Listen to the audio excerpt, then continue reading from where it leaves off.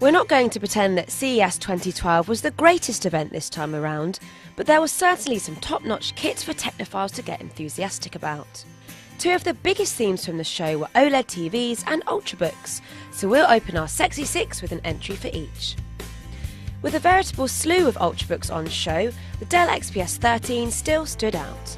Of course it has the ultra-skinny form factor and the Intel chips that make it an Ultrabook, but it also managed to make it both incredibly pretty and powerful as well.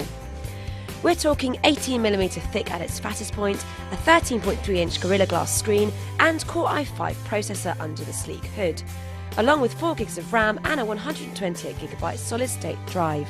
In terms of visual impact, you can't really get much more impressive than the 55-inch OLED TVs on show at CES this year, including this beauty from LG.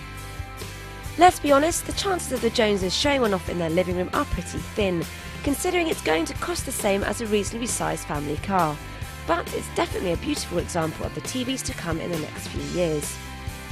This year the camera industry's PMA show was also brought under the CES banner, and perhaps the most interesting of the new snappers was the Fujifilm X Pro 1.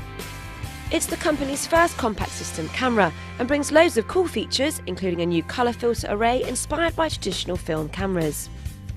Onto mobile devices, and we were really impressed by Acer's Iconia Tab A700, a Tegra 3 powered tablet running Android 4.0 Ice Cream Sandwich.